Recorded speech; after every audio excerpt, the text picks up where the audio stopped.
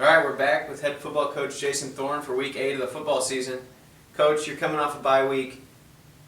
What are some negatives for a bye week, and what are some positives coming out of the bye week? Well, I don't think there are a lot of negatives. I think at this time of the year, after you've been through a pretty strenuous schedule, it's good to get some days off and heal up.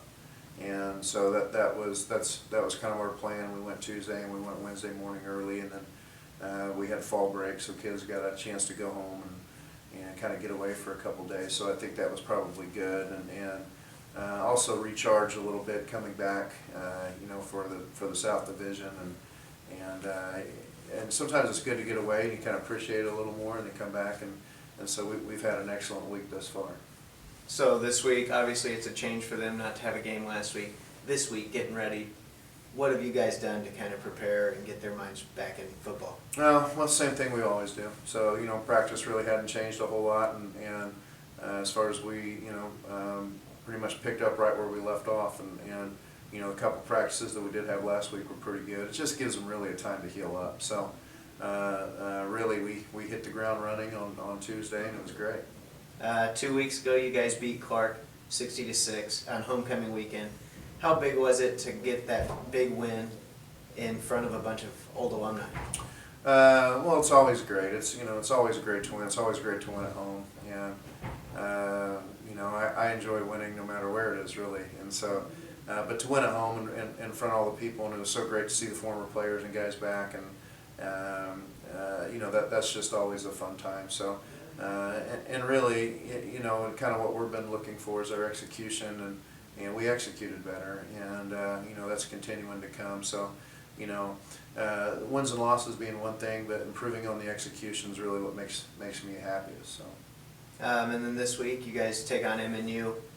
They've been off to a hot start this year. They're back in the top 25 at number 23. Mm-hmm. What do you guys need to do defensively to kind of slow them down? Well, they have a very dynamic tailback, and an offensive line, because we've been watching a lot of them throughout the year. I feel like their offensive line's really improved, and I thought they were good last year. And when I say they improved, that really means something to me, because I thought they were good last year, and I think they're really good this year. And really, I like their quarterback. I like their skill position in general. They play well together. They're in sync, and so it's always going to be a tough opponent. Plus, hopefully we get a good crowd and Maple Leaf and everything going on. So I think the atmosphere will be good. So defensively, we have to be sharp on our calls. We have to communicate well, and we have to fit our gaps correctly, and that's going to be crucial, especially with a tailback that can go like that. And then switching over to the offensive side of the ball, what needs to happen offensively to come out with a win on Saturday?